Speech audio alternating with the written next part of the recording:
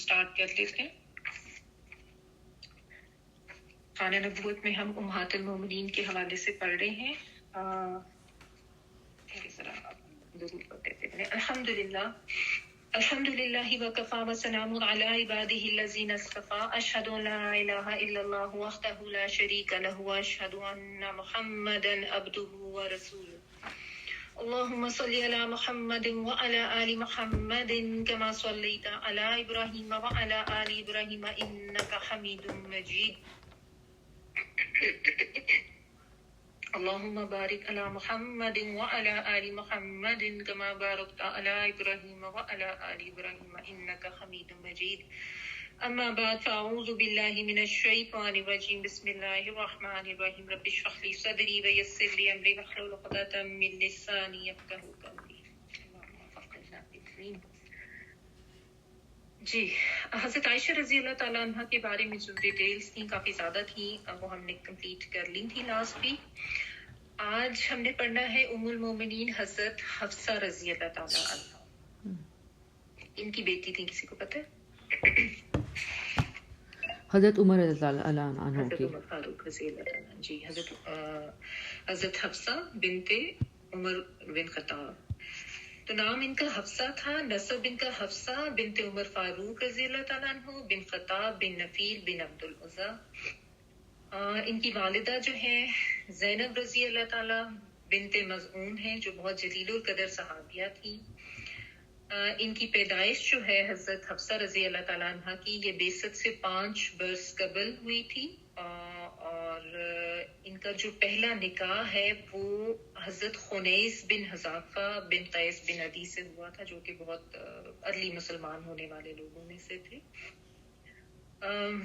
دونوں میاں بیوی ہی آغاز اسلام سے مسلمان ہو گئے تھے، اور آپ کے شوہر حضرت خنیس نے 690 میں ہجرت کر کے حبشہ کی طرف، یعنی انہوں نے ہجرت کی تھی، اور نبی صلی اللہ علیہ وآلہ وسلم کی ہجرت سے پھر کچھ عرصہ پہلے مکہ واپس آ گئے تھے، اور وہاں سے پھر ان کے ساتھ یعنی حضرت حفصہ رضی اللہ تعالیٰ عنہ کے ساتھ مدینہ کی طرف ہجرت کی تھی.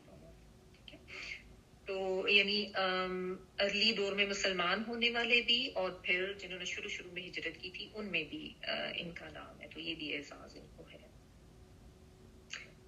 اب یہ جو حضرت خنیس رضی اللہ تعالیٰ عنہ ہے نا، ان کی جنگ بدر میں یہ شریک ہوئے اور جنگ احد میں بھی شریک ہوئے، لیکن زخمی سخت ہو گئے تھے، تو چنانچہ ان کو نازک حالت میں مدینہ میں لایا گیا، جہاں ان کا انتقال ہو گیا. تو قدیم الاسلام تھے، مہاجر تھے اور شہید بھی تھے، یعنی بہت ارلی دور میں اسلام لانے والے بھی تھے. اور کیونکہ مہاجر یعنی جو ہجرت کرنے والے تھے نا، ان کا بہت زیادہ رتبہ پڑا ہے نا آپ نے قرآن مجید میں بھی، تو ان میں بھی یہ شامل تھے، اور پھر ظاہر ہے شہید بھی تھے. تو اس لحاظ سے بہت اہم ہستی تھی حضرت خنیس رضی اللہ تعالیٰ عنہ. جب حضرت حفصہ رضی اللہ تعالیٰ عنہ کی عدت کا وقت پورا ہو گیا، تو ان کے والد حضرت عمر فاروق رضی اللہ تعالیٰ عنہ کو ان کے نکاح ثانی کی فکر ہوئی، اور انہوں نے حضرت عثمان رضی اللہ تعالیٰ عنہ کے پاس گئے اور ان کو کہا کہ میری بیٹی سے نکاح کر لیں. حضرت عثمان کو کیوں کہا انہوں نے؟ کیونکہ حضرت عثمان کی جو زوجہ تھی حضرت رقیہ، جو کہ نبی صلی اللہ علیہ وسلم کی صاحبزادی تھی، ان کی جنگ بدر میں بالکل جنگ بدر جس دن فتح ہوئی تھی نا، اسی دن حضرت رقیہ جو ہیں رضی اللہ تعالیٰ عنہ ان کی وفات ہوئی تھی. حضرت عثمان رضی اللہ تعالیٰ عنہ اسی وجہ سے جنگ بدر میں شامل بھی نہیں ہو سکے تھے. نبی صلی اللہ علیہ وسلم نے ان کو کہا تھا کہ آپ ان کی تیمارداری کے لیے وہیں پہ رکیں مدینہ میں. تو جس دن فتح ہوئی تھی جنگ بدر کی، اس دن یہ بہت زیادہ غم کی خبر بھی نبی صلی اللہ علیہ وسلم کو ملی تھی. بہرحال حضرت عثمان رضی اللہ تعالیٰ عنہ جو ہیں ان کی زوجہ کی وفات ہو گئی تھی، اور حضرت حفصہ رضی اللہ تعالیٰ عنہ جو ہے ان کی شوہر کی وفات ہوئی تھی. تو اس لیے حضرت عمر فاروق رضی اللہ تعالیٰ عنہ یہ گئے حضرت عثمان کے پاس، ان کو کہا کہ آپ میری بیٹی سے نکاح کریں. یہاں پہ آپ دیکھیں نا، آپ کو ایک بڑی اچھی بات ہمیں نظر آتی ہے کہ ہمارے معاشرے میں تو اگر عورت بیوہ ہو جائے، طلاق ہو جائے، تو اس کی دوسری شادی جو ہے اس کو ایک بہت ہی بڑا مسئلہ بنا دیا جاتا ہے، اور یہ سمجھا جاتا ہے کہ شاید اس کی تو شادی ہونی نہیں چاہیے. یہاں پہ دیکھیں باپ خود فکر مند ہے، کیونکہ شی واز ویری ینگ، حضرت حفصہ جو ہے ینگ نہ بھی ہوں. یہ تو ہم نے دیکھا ہے نا کہ نبی صلی اللہ علیہ وسلم کی سنت سے بھی ثابت ہے. مطلب حضرت خدیجہ رضی اللہ تعالیٰ عنہ، حضرت سودا رضی اللہ تعالیٰ عنہ دونوں ایجڈ خواتین تھی. لیکن ہمارے اصل میں یہ جو معاشرتی کچھ تابوز ہے نا، یہ بڑے ظالمانہ ہے کہ بس بیوہ ہوگی ہے تو اب اس کو بیٹھے رہنا چاہیے. اور یہاں پہ دیکھیں خود باپ جو ہے وہ کوشش کر رہا ہے کہ بیٹی جو ہے اس کی دوبارہ سے شادی ہو. اور ایسا بھی نہیں ہوتا تھا اس میں اس وقت کہ بھئی یہ تو ایج ڈفرنس اتنا ہے یا وہ پہلے سے میرڈ ہے. ایسا نہیں تھا. شرافت دیکھی جاتی تھی، یہ دیکھا جاتا تھا کہ جان پہچان والے ہیں. اور خود حضرت عمر فاروق حضرت عثمان رضی اللہ تعالیٰ عنہ کے پاس گئے، ان سے درخواست کی تو انہوں نے ٹال دی اور انہوں نے کہا کہ مجھے ابھی نکاح کی ضرورت نہیں ہے. ٹھیک ہے. جس پہ یہ بھی آتا ہے حضرت عمر فاروق رضی اللہ تعالیٰ عنہ کہتے ہیں کہ ان کو صدمہ بھی ہوا. اس کے بعد پھر یہ حضرت ابو بکر صدیق رضی اللہ تعالیٰ عنہ کے پاس گئے، لیکن انہوں نے خاموشی اختیار کی، انہوں نے کوئی جواب نہیں دیا. تو حضرت عمر فاروق رضی اللہ تعالیٰ عنہ بعد میں یہ بتاتے تھے کہ مجھے اس پہ بہت دکھ ہوا تھا کہ دونوں نے جو ہے وہ اس کے اوپر دھیان نہیں دیا. تو میں نے پھر یہ ارادہ کیا کہ میں یہ مسئلہ نبی صلی اللہ علیہ وسلم کی خدمت میں پیش کرتا ہوں. تو انہوں نے بارگاہ نبوت میں عرض کیا کہ یا رسول اللہ صلی اللہ علیہ وسلم، میں نے حفصہ کے نکاح ثانی کے لیے میں بہت پریشان ہوں. میں نے ابو بکر اور حضرت عثمان سے کہا رضی اللہ تعالیٰ عنہ کہ وہ حفصہ سے نکاح کر لیں، لیکن ایک نے خاموشی اختیار کر لی، دوسرے نے انکار کر دیا. اب میں کیا کروں؟ تو نبی صلی اللہ علیہ وسلم یہ سن کر مسکرا دیے اور فرمایا کہ اللہ تعالیٰ نے عثمان کو تمہاری بیٹی سے بہتر بیوی عطا فرما دی اور تمہاری بیٹی کو عثمان سے بہتر شوہر عطا فرما دیا. اب حضرت عمر رضی اللہ تعالیٰ نے یہ ارشاد سن کر خاموش ہو گئے، کیونکہ وہ کہتے ہیں کہ مجھے یہ ارشاد واضح نہیں تھا، یعنی مجھے سمجھ نہیں آیا تھا کہ انہوں نے یہ بات کیوں کہی آپ صلی اللہ علیہ وسلم. اس کے کچھ عرصے کے بعد پھر نبی صلی اللہ علیہ وسلم نے اپنی جو دوسری بیٹی تھی ام کلثوم رضی اللہ تعالیٰ عنہ، ان کا نکاح حضرت عثمان رضی اللہ تعالیٰ عنہ سے کر دیا اور خود حضرت حفصہ رضی اللہ تعالیٰ عنہ سے نکاح کر دیا. تو یہ مقصد تھا اس قوم کا. ٹھیک ہے. تو یوں عمر فاروق کی بیٹی حضرت حفصہ کو ابو بکر اور عثمان سے زیادہ بہتر شوہر مل گیا. ٹھیک ہے. اور یہ واقعہ کب ہوا تھا؟ یہ 3 ہجری ماہ شعبان کا ہے، یعنی ہجرت کے تیسرے سال. اور اس وقت حضرت حفصہ رضی اللہ تعالیٰ عنہ کی عمر 20 سال تھی. بعض روایات میں 22 سال بھی آتی ہے ان کی ایج جو ہے. اچھا، اس میں پھر یہ بھی آتا ہے کہ بعد میں حضرت ابو بکر صدیق اور حضرت عثمان رضی اللہ تعالیٰ عنہ، انہوں نے یہ حضرت عمر فاروق رضی اللہ تعالیٰ عنہ کو بتایا تھا کہ تمہیں ہماری بات سے دکھ ہوا تھا. لیکن جیسا حضرت ابو بکر صدیق کا آتا ہے کہ انہوں نے کہا تھا کہ نبی صلی اللہ علیہ وسلم ایکچولی پہلے ہی مجھ سے ذکر کر چکے تھے حفصہ سے نکاح کے بارے میں. میں ان کا راز فاش نہیں کرنا چاہتا تھا. ظاہر ہے مطلب وہ ایک اندیا دے چکے تھے، لیکن میں یہ بھی نہیں چاہتا تھا کہ میں اس بات کو راز افشاں کر دوں، یعنی ان لوگوں کو بتا دوں، کیونکہ ظاہر ہے آپ صلی اللہ علیہ وسلم نے جو اپنے حکمت سے جو بہتر موقع تھا اس پہ بتانا تھا، اس لیے میں نے خاموشی اختیار کی تھی. لیکن اگر آپ صلی اللہ علیہ وسلم کا ایسا ارادہ نہ ہوتا تو میں کر لیتا حفصہ سے نکاح. یعنی انہوں نے ان کی دل جوئی کی کہ تمہیں اس وقت برا تو لگا تھا، لیکن اس وقت میری خاموشی اختیار کرنے کا مقصد یہ تھا. بہرحال اس طرح سے حضرت حفصہ رضی اللہ تعالیٰ عنہ جو تھی وہ نبی صلی اللہ علیہ وسلم کی زوجیت میں آئیں اور ان کے مزاج میں کچھ تیزی تھی. حضرت عمر فاروق کی بیٹی تھی نا، تو مزاج اسی طرح کا تیز تھا. اور آپ صلی اللہ علیہ وسلم کے ساتھ کبھی کبھار بہت اوپنلی، بہت بے باکی سے بھی گفتگو کرتی تھی. بلکہ ایک دفعہ یہ بھی پتہ چلتا ہے کہ حضرت عمر فاروق کو اس بات کا علم ہوا تو سخت ان کو رنج ہوا. ان کے گھر تشریف لائے اور آپ نے ان سے پوچھا کہ کیا تم رسول اللہ صلی اللہ علیہ وسلم کو برابر کا جواب دیتی ہو؟ یہ اصل میں نا صحیح بخاری میں ایک روایت ملتی ہے، میں آپ کو پہلے وہ روایت پڑھ کے سنا دیتے ہیں، حضرت عمر فاروق سے ہی منقول ہے. فرماتے کہ ہم لوگ جاہلیت میں عورتوں کو اتنی وقت نہیں دیتے تھے، لیکن اسلام نے آ کے جب عورتوں کے حقوق مقرر کیے اور قرآن میں ان کے متعلق آیات آئیں تو پھر ہم لوگوں کو عورتوں کی قدر و منزلت معلوم ہوئی. یعنی اس سے پتہ چلتا ہے کہ وہ خود یہ بتاتے ہیں کہ ہم لوگ غلط کرتے تھے، پھر ہم نے اسلام لانے پر یہ سیکھا کہ عورتیں جو ہیں وہ بھی قابل احترام ہوتی ہیں اور ان کے بھی حقوق ہیں. لیکن وہ کہتے ہیں کہ ایک دن میری بیوی جو ہے وہ کسی معاملے میں مجھ سے الجھ پڑی, مجھے رائے دی, تو میں نے کہا کہ تم ایسا کیوں کر رہی ہو. تو وہ بولی کہ تمہیں تو ذرا سی بھی میری بات برداشت نہیں ہے, حالانکہ تمہاری بیٹی تو نبی کو یعنی رسول اللہ صلی اللہ علیہ وسلم کو برابر کا جواب دیتی ہے. تو کہتے ہیں کہ مجھے بڑی پریشانی ہوئی, حضرت عمر فاروق کہتے ہیں, اور مجھے غم بھی ہوا, اور میں پھر گیا بیٹی کے پاس اور میں نے اس سے جا کے پوچھا کہ کیا تم اللہ کے رسول کو برابر کا جواب دیتی ہو. انہوں نے کہا ہاں میں کبھی کبھی ایسا کرتی ہوں.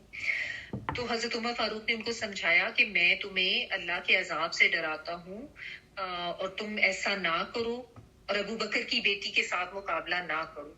یعنی حضرت عائشہ رضی اللہ تعالیٰ ان کی ساتھ, ظاہر نبی صلی اللہ علیہ وسلم کی بھی ان کے ساتھ بہت زیادہ بے تکلفی تھی. تو یہاں پہ یعنی یہ پتہ چلتا ہے کہ حضرت عمر فاروق جو تھے ان کو بڑی پریشانی لاحق ہوئی, کیونکہ نبی صلی اللہ علیہ وسلم کوئی عام شخصیت تو نہیں تھے نا, اللہ کے رسول جتنے اتنا بلند ان کا مرتبہ, تو ان کو بڑی پریشانی ہوئی کہ میری بیٹی جو ہے وہ اس طریقے سے بے ادبی کر رہی ہے. تو انہوں نے جا کے بیٹی کو سمجھایا. تو اس سے یہ پتہ چلتا ہے کہ بلا وجہ کی مداخلت تو نہیں ہونی چاہیے بچوں کے گھروں میں, لیکن جب آپ کو پتہ چلے کہ بیٹی نے کچھ غلط کیا تو اس کو سمجھانا چاہیے. جو ہمارے ہاں یہ ایک طریقہ ہے نا کہ بیٹی کی ہر غلط بات کو بھی سپورٹ کیا جائے کہ ہاں یہ جو کری ہے وہ ٹھیک ہے اور اس کو ایسا نہیں کرنا چاہیے تھا. یہ غلط ہے. آپ کو مطلب انصاف سے دیکھنا چاہیے کہ آپ کی بیٹی بھی غلط ہو سکتی ہے یا آپ کا بیٹا بھی غلط ہو سکتا ہے. یعنی بحیثیت والدین اپنی بچوں کی کمی کو تاہی پہ نظر رکھنی چاہیے, اور اگر ایسا کوئی معاملہ پتہ چلے کہ اس طرح کی کوئی ناچاکی ہے اور آپ کے علم میں لایا گیا اس کو, تو اس میں آپ کو بالکل غیر جانبدار ہو کے معاملے کو حل کرنا چاہیے. اور اس چیز کو ذہن میں رکھنا چاہیے کہ اگر میری بیٹی یا میرا بیٹا غلط کر رہا ہے تو میں نے اس کو بھی سمجھانا ہے, میں نے اس کو بھی پوائنٹ آؤٹ کرنا ہے. کیونکہ ہمارے عموماً یہی ہے کہ والدین غلط چیز پہ بیٹیوں کو بھی شے دیتے ہیں, انہیں کو ساتھ دیتے ہیں, اور بیٹوں کے ساتھ بھی شامل ہو جائیں گے کہ وہ اپنی وائف کے ساتھ وہ بھی غلط کرتا رہے. تو یہ غلط طریقہ ہے. تو بہرحال اس طرح سے انہوں نے جا کے حضرت حفصہ رضی اللہ تعالیٰ عنہ کو سمجھایا تھا. حضرت حفصہ رضی اللہ تعالیٰ عنہ میں اور حضرت عائشہ رضی اللہ تعالیٰ عنہ میں دونوں میں بہت محبت تھی, دونوں بہنوں کی طرح رہتی تھی. ایک بار نبی صلی اللہ علیہ وسلم کو حضرت زینب بنت جحش رضی اللہ تعالیٰ عنہ کے گھر خلاف معمول دیر ہو گئی. حضرت عائشہ رضی اللہ تعالیٰ عنہ کو ذرا اس پہ تھوڑا رشک ہوا کہ وہ وہاں زیادہ وقت کیوں گزارا ہے. تو نبی صلی اللہ علیہ وسلم اصل میں وہاں پہ ان کے گھر کوئی شہد آیا ہوا تھا, وہ کھاتے تھے, جو کہ نبی صلی اللہ علیہ وسلم کو شہد بہت پسند تھا. تو اس کی وجہ سے ان کو تھوڑا سا زیادہ ٹائم لگ گیا ادھر, جس طرح تھوڑا سا کچھ دن 2-3 دن ایسا ہوتا رہا, روایات میں یہ آتا ہے. تو اس وجہ سے حضرت عائشہ نے حضرت حفصہ رضی اللہ تعالیٰ عنہ کے ساتھ مل کے یہ ایک طرح سے پلاننگ کی, ان کو اس واقعے سے آگاہ کیا اور کہا کہ جب حضور صلی اللہ علیہ وسلم تمہارے پاس آئیں تو تم بھی کہنا کہ یا رسول اللہ صلی اللہ علیہ وسلم آپ کے دہن مبارک سے مغافیر کی بو آتی ہے. یہ ایک طرح کی فلاور کہہ لیں جس سے وہ بنتا ہے شہد, اس کی اسمیل تیز ہوتی تھی. چونکہ نبی صلی اللہ علیہ وسلم کو ہر قسم کی بو ناپسند تھی, اس لیے کوئی نہ کوئی رد عمل تو ضرور ان سے ضرور میں آئے گا. اور پھر انہوں نے یہ بھی کہا کہ جب میرے پاس آئیں گے تو میں بھی یہی کہوں گی. Basically they both just wanted کہ ایکسٹرا ٹائم ادھر کیوں لگ رہا ہے, یعنی ہمارا ٹائم جو ہے وہ ادھر کیوں لگ رہا ہے. دیکھیے اس سے بھی یہ پتہ چلتا ہے کہ امہات المومنین بہت بلند درجے تھے, عام خواتین سے بالکل مختلف تھیں, ان کے بارے میں احکامات بھی بالکل مختلف تھے, لیکن بہرحال وہ انسان تھیں. عام بشری تقاضے ان کے ساتھ بھی تھے, جو عام بشری جذبات ہوتے ہیں, بالخصوص عورتوں کے اس طرح کی حیثیت میں جب ایک شوہر کی زیادہ بیویاں ہوں تو جو رقابت کے جذبات ہوتے ہیں نا, وہ ایک نیچرل چیز ہے ایک شوہر کی بیویوں میں ہونے میں. ٹھیک ہے, ہمارے ہاں ایک طبقہ ایسا جو ان چیزوں کے اوپر بات کرنے کو بھی جو ہے وہ یہ سمجھتا ہے کہ شاید یہ کوئی ان کی تکریم کے خلاف ہم نے کر دی یا بے ادبی کر دی. ایسی بات نہیں ہے. ان چیزوں کو ڈسکس کرنے سے بھی بہت سی چیزیں سمجھنے کو ملتی ہے. لیکن یہ سچویشن کسی بھی گھر میں ہو سکتی ہے نا, ایک شوہر کی بیویاں ہو سکتی ہیں, 2 بھی ہو سکتی ہیں, 3 بھی ہو سکتی ہیں. اب اگر ان میں اس طرح کا کوئی جذبہ رقابت ہے تو وہ کوئی ایسی انہونی چیز نہیں ہے، کیونکہ اتنی آپ دیکھیں عظیم اور اتنی بلند درجے والی جو یہ ہستیاں تھیں امہات المومنین، ان میں بھی یہ جذبہ آپس میں پایا جاتا تھا. ہر ایک کی یہ کوشش ہوتی تھی کہ آپ صلی اللہ علیہ وسلم کی زیادہ محبت اور زیادہ توجہ جو ہے وہ میرے ساتھ ہو، یا ادھر کیوں زیادہ ٹائم گزار دیا، یا میرے گھر میں فلاں کی طرف سے جب میرا ٹائم تھا تو کیوں کچھ کھانے کو بھیج دیا. تو اس طرح کے واقعات وقوع پذیر ہوئے ہیں. ٹھیک ہے، کیونکہ ظاہر ہے انسان تھیں، جذبات رکھتی تھیں، جذبہ رقابت بھی تھا، اور نبی صلی اللہ علیہ وسلم سے محبت بھی سب کو تھی. تو یہ جذبات ہو سکتے ہیں. ایسے میں ظاہر ہے شوہر کو تھوڑا ایسا رویہ رکھنا پڑتا ہے کہ وہ بیلنس بھی کر سکے. یہی تو ہے نا کہ دوسری شادی کرنی ہی تب چاہیے جب آپ ہر لحاظ سے بیلنس کر سکیں، صرف معاشی معاملات میں نہیں، جذباتی لحاظ سے بھی، ضرورت کے لحاظ سے بھی، ہر لحاظ سے جب بیلنس کر سکیں تبھی یہ اتنا بڑا ڈیسیجن لینا چاہیے.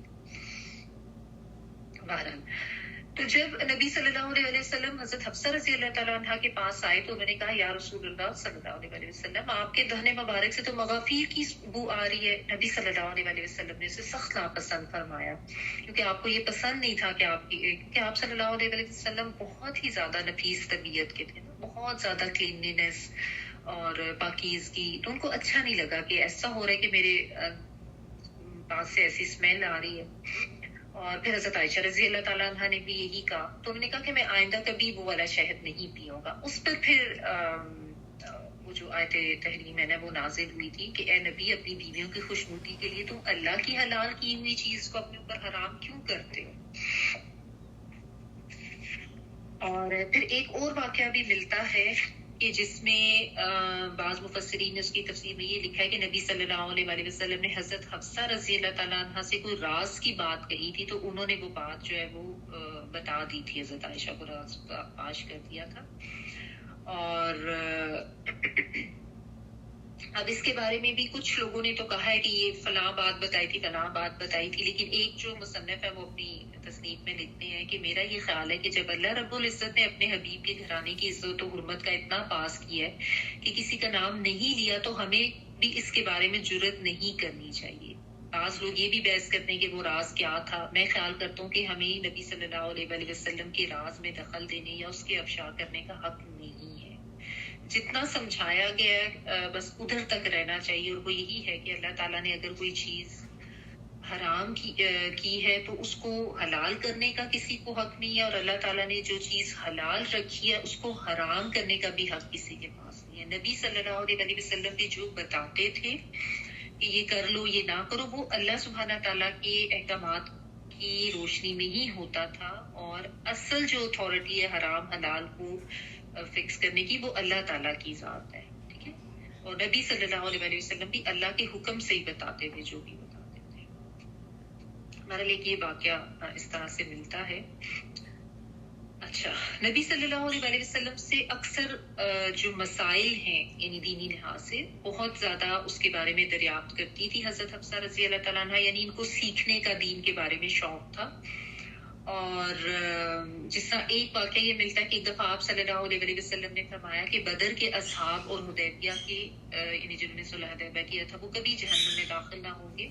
تو حضرت حفصہ رضی اللہ تعالیٰ عنہ نے کہا کہ یا رسول اللہ تعالیٰ تو فرماتا ہے ان منکم الا واردها کہ تم میں سے تو ہر کوئی وارد ہوگا، یعنی جہنم دکھائی سب کو جائے گی.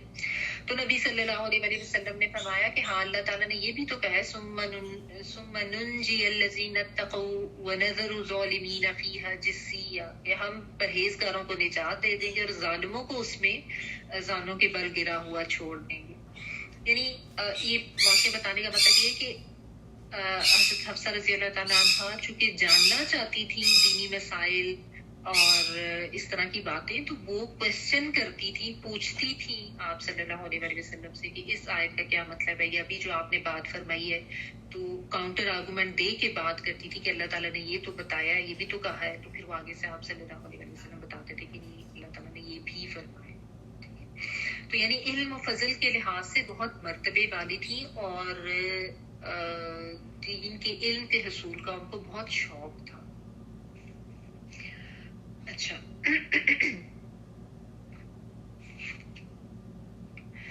حضرت عائشہ رضی رضی اللہ تعالیٰ عنہ کے ساتھ اگرچہ دونوں کا بہت زیادہ سلوک تھا اور بہنوں کی طرح تھا، پیار محبت سے رہتی تھی، لیکن کبھی کبھی آپس میں رشک بھی ہو جاتا تھا. اور اس میں یہ تھا کہ ایک دفعہ حضرت عائشہ اور حضرت حفصہ رضی اللہ عنہما دونوں نبی صلی اللہ علیہ وسلم کے ساتھ ایک دفعہ سفر میں تھی. نبی صلی اللہ علیہ وسلم رات کو حضرت عائشہ رضی اللہ تعالیٰ عنہ کے اونٹ کے ساتھ ساتھ چلتے تھے، ان سے باتیں کرتے جاتے تھے. تو ایک دن حضرت حفصہ رضی اللہ تعالیٰ عنہ نے عائشہ رضی اللہ تعالیٰ عنہ سے کہا کہ آج رات کو تم میرے اونٹ پر اور میں تمہارے اونٹ پر سوار ہوتی ہوں تاکہ ذرا تھوڑا مختلف ہو جائے. مطلب ہوتا ہے نا کہ بھئی ہمیشہ ان کے ساتھ باتیں ہو رہی ہوتی ہیں رات کو، تو میں آج چینج کر کے دیکھتی ہوں. حضرت عائشہ رضی اللہ تعالیٰ عنہ راضی ہوگی. نبی صلی اللہ علیہ وسلم حضرت عائشہ کے اونٹ کے پاس آئے، جن پر کہ ایکچولی حضرت حفصہ رضی اللہ تعالیٰ عنہ سوار تھی. لیکن آپ صلی اللہ علیہ وسلم کو کہتے ہیں پتہ چل گیا تھا اور آپ نے بات چیت وغیرہ اس طرح سے نہیں کی تھی. اور اس کے بعد میں کہتے ہیں کہ حضرت عائشہ رضی اللہ تعالیٰ عنہ کو دکھ بھی ہوا کہ میں نے یہ کیوں کیا. بلکہ اس میں ایک بات یہ بھی ملتی ہے کہ انہوں نے اپنے پاؤں جو ہیں وہ اس کر گھاس کے اندر ڈال دی اور کہنے لگی کہ اللہ تعالیٰ کسی سانپ یا بچھو کو متعین کر دے کہ مجھے ڈس لے آ کے. یعنی اتنا زیادہ ان کو دکھ ہوا کہ میں نے کیوں ایسا کیا. کیونکہ نبی صلی اللہ علیہ وسلم کی ایک محبت یا دلی لگاؤ حضرت عائشہ رضی اللہ تعالیٰ عنہ سے تھا نا، ہم نے پڑھا. اور آپ صلی اللہ علیہ وسلم دعا بھی کرتے تھے کہ اللہ میں اپنی طرف سے تو دیگر تمام معاملات میں تمام ازواج کے ساتھ برابری کی کوشش کرتا ہوں، لیکن جو میرے دل کا معاملہ ہے تو جانتا ہے کہ اس میں ظاہر محبت عائشہ کے لیے زیادہ، اس پہ میرا کوئی اختیار نہیں ہے، تو اس پہ میری پکڑ ہے. حالانکہ آپ صلی اللہ علیہ وسلم کو تو اللہ تعالیٰ نے یہ اختیار دیا ہوا تھا کہ آپ چاہیں تو کمی زیادتی کر سکتے ہیں، کیونکہ آپ کا معاملہ ذرا عام مومنین جیسا تو نہیں تھا نا، ان سے مختلف تھا اور ازواج بھی اتنی زیادہ تھی. لیکن پھر بھی آپ صلی اللہ علیہ وسلم تو ہمیشہ برابری رکھتے تھے، لیکن دلی معاملہ ایک دلی تعلق حضرت عائشہ رضی اللہ تعالیٰ عنہ سے محبت کا زیادہ تھا. حضرت حفصہ رضی اللہ تعالیٰ عنہ کو ایک اور بھی احساس ہے کہ ان کے پاس قرآن مجید کا جو ریٹن پہلا نمونہ تھا نا وہ ان کی تحویل میں رہا تھا. اور اس کے بارے میں یہ ڈیٹیلز ملتی ہیں کہ جنگ یمامہ کے بعد جب حضرت عمر فاروق رضی اللہ تعالیٰ عنہ نے خلیفہ رسول ابو بکر صدیق رضی اللہ تعالیٰ عنہ سے یہ کہا کہ یمامہ کی جنگ میں حفاظ کی کثیر تعداد جو ہے وہ شہید ہو گئی ہیں، تو مجھے یہ ڈر ہے کہ دوسری جنگوں میں بھی حفاظ کی اگر اکثریت شہید ہو گئی تو قرآن کریم کا بیشتر حصہ کہیں ضائع نہ ہو جائے. تو میری رائے یہ کہ آپ قرآن مجید جمع کرنے کا حکم دیں تاکہ وہ مٹنے سے محفوظ رہے. اس وقت ایکچولی قرآن پاک جو ہے نا وہ مختلف چیزوں کے اوپر لکھا ہوا تھا، کہیں پہ پتوں کے اوپر، کہیں پہ کوئی کھالوں پہ، کہیں پہ چھالوں پہ، اس طرح. تو حضرت عمر فاروق نے کہا کہ سارے کو نا ایک جلد میں کمپائل کر لیں. کہ زیادہ تر تو حفاظ ہی تھے اس وقت جنہوں نے حفظ کیا ہوا تھا، لیکن شہید ہو گئے بہت زیادہ جگہ یمامہ میں بھی. اور ابھی تو ظاہر ہے یہ سارا سلسلہ چل رہا تھا جنگوں کا اور علاقے فتح کرنے کا. تو انہوں نے حضرت ابو بکر صدیق رضی اللہ تعالیٰ عنہ اس وقت خلیفہ تھے، ان کو یہ رائے دی.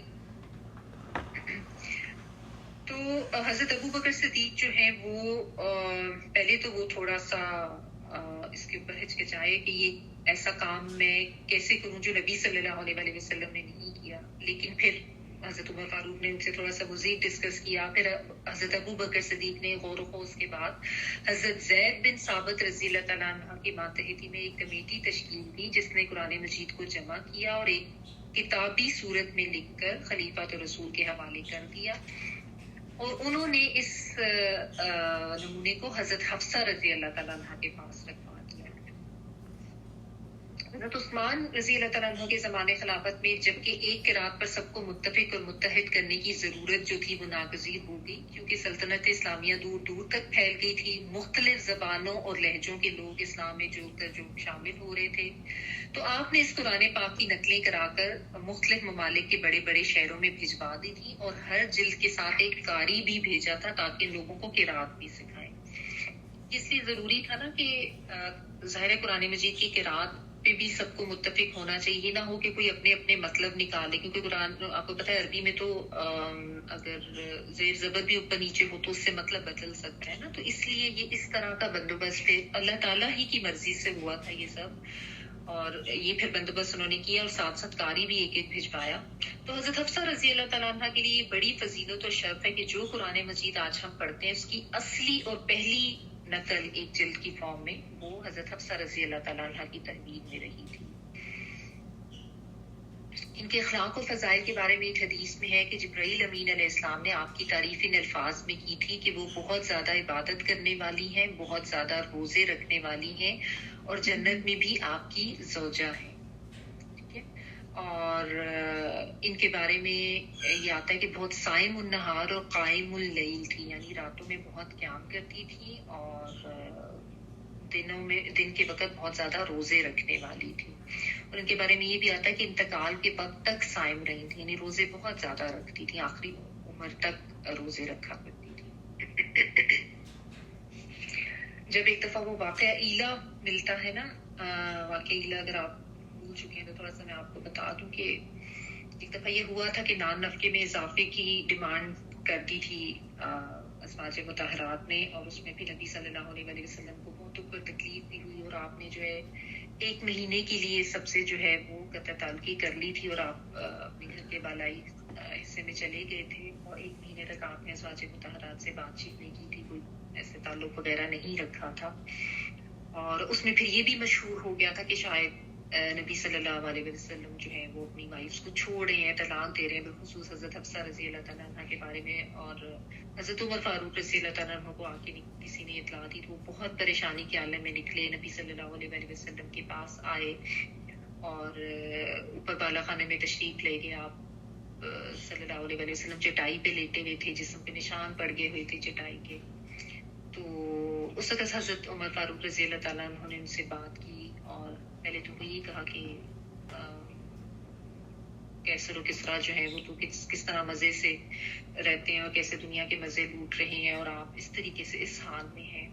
یعنی حضرت عمر فاروق کو بڑا دکھ بھی ہوا کہ ایک تو تکلیف میں بھی ہیں جذباتی لحاظ سے اور پھر لیٹے بھی کس کے اوپر ہوئے. تو پھر نبی صلی اللہ علیہ وسلم نے ان کو کہا کہ تمہیں یہ قبول نہیں کہ کیسر و کسرا دنیا کے مزے لوٹیں اور ہم آخرت میں جنت کے مزے لوٹیں. یعنی یہ دنیا کی آسائشیں جو ہیں وہ ان لوگوں کے لیے، ہمارے لیے اللہ تعالیٰ نے جنت کے مزے رکھے ہیں. بہرحال اس کے بعد حضرت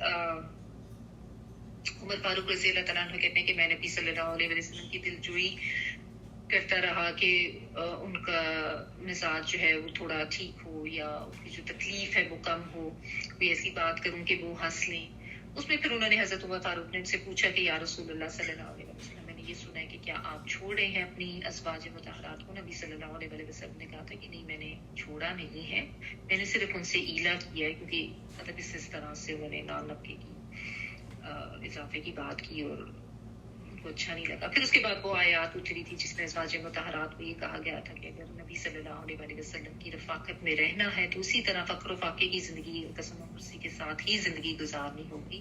اور پھر ان کو آپشن بھی دی گئی تھی کہ خود سے چن لیں کہ آپ صلی اللہ علیہ وسلم کا ساتھ چننا ہے یا دنیا کی آسائشیں چننی ہیں، ان کو علیحدہ کر دیا جائے گا. لیکن تمام ازواج مطہرات نے صلی اللہ علیہ وسلم کے ساتھ کو ہی ترجیح دی تھی.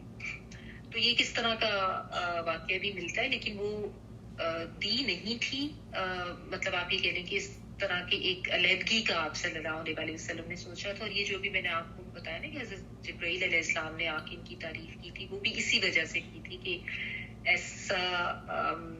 ایسی کوئی سوچ آپ نہ رکھی، کیونکہ وہ بہت صائم بھی ہیں، صائم النہار اور قائم اللیل ہیں، یعنی تہجد پڑھنے والی بھی. اور اس طرح سے بھی یہ میں اس لیے کہہ رہی ہوں کیونکہ سوشل میڈیا پہ عموماً اس طرح کی بہت زیادہ وہ بس اپنی ویڈیوز پہ کلک لینے کے لیے، لائکس لینے کے لیے نا، کہ حضرت حفصہ کو طلاق دے دی تھی اور یہ ہوا تھا، وہ تو وہ دی نہیں تھی، وہ اس طرح کا ایک ایلا کا معاملہ ہوا تھا. اچھا، حضرت حفصہ رضی اللہ تعالیٰ عنہ سے 60 احادیث مروی ہیں اور جو ان کے شاگرد یعنی جو ان سے آ کے کچھ سیکھتے تھے دین کے بارے میں، حضرت عبداللہ بن عمر، حضرت حمزہ ابن عبداللہ، صفیہ بنت ابو عبید اور مطلب بن ابی وادع، ام مبشرہ انصاریہ، عبداللہ بن صفوان بن امیہ، عبد الرحمن بن حارث بن حشام رضی اللہ تعالیٰ. اچھا، اور ان کی وفات کب ہوئی؟ انہوں نے اپنے آخری وقت میں اپنے بھائی حضرت عبداللہ بن عمر جو بہت جلیل قدر صحابی ہیں، ان کو بلا کر وصیت کی کہ غایا میں ان کی جو جائیداد تھی جسے حضرت عمر فاروق رضی اللہ تعالیٰ عنہ ان کی نگرانی میں دے گئے تھے، اس کو صدقہ کر کے وقف کر دیا جائے. حضرت حفصہ رضی اللہ تعالیٰ عنہ نے شعبان 45 ہجری میں وفات پائی. اس وقت امیر معاویہ رضی اللہ عنہ کی خلافت کا زمانہ تھا اور مدینہ کا گورنر مروان بن الحکم تھا. اسی نے نماز جنازہ پڑھائی, کچھ دور تک جنازے کو کندھا دیا. اس کے بعد حضرت ابو ہریرہ رضی اللہ تعالیٰ عنہ جنازے کو قبر تک لے کے گئے. قبر میں آپ کے بھائی حضرت عبداللہ بن عمر اور ان کے لڑکے عاصم سالم بن عبداللہ اور حمزہ نے اتارا. ان کی اولاد کوئی نہیں تھی, نہ نبی صلی اللہ علیہ وسلم سے ان کی کوئی اولاد ہوئی تھی, اور نہ ان کے جو پہلے شوہر تھے انیس رضی اللہ تعالیٰ عنہ, ان سے بھی کوئی ان کی اولاد نہیں تھی. ان کے اقارب میں عبداللہ بن عمر ان کے بھائی ہیں, اور عثمان بن مظعون جو آپ کے ماموں ہیں ان کے نام پتہ چلتے ہیں. تو ایک اینڈ پہ تھوڑا سا خلاصہ ہے کہ نکاح ان کا نبی صلی اللہ علیہ وسلم سے شعبان 3 ہجری میں ہوا تھا, اور نکاح کے وقت ان کی عمر 20 یا بعض روایات کے مطابق 22 سال تھی. اور نکاح کے وقت نبی صلی اللہ علیہ وسلم کی عمر 55 سال تھی. آپ صلی اللہ علیہ وسلم سے ان کی رفاقت 8 سال رہی. وفات کے وقت حضرت حفصہ رضی اللہ تعالیٰ عنہ کی اپنی عمر 59 سال یعنی 59 تھی, اور 45 ہجری میں وفات ہوئی تھی. کبھی ان کی جو قبر ہے وہ مدینہ میں جنت البقیع میں ہے, اور ان کی پیدائش 65 سے 5 سال قبل ہوئی تھی. اللہ تعالیٰ کی طرف سے ان کو سلام اور رحمت نازل ہوں. آمین. سبحانك اللهم وبحمدك نشهد ان لا اله الا انت نستغفرك ونتوب اليك. سبحان ربك رب العزة عما يصفون, سلام على المرسلين, والحمد لله رب العالمين. بارك الله لي ولكم في القرآن العظيم ونفعني وإياكم بالآيات وذكر الحكيم. دعا کر لیجیے.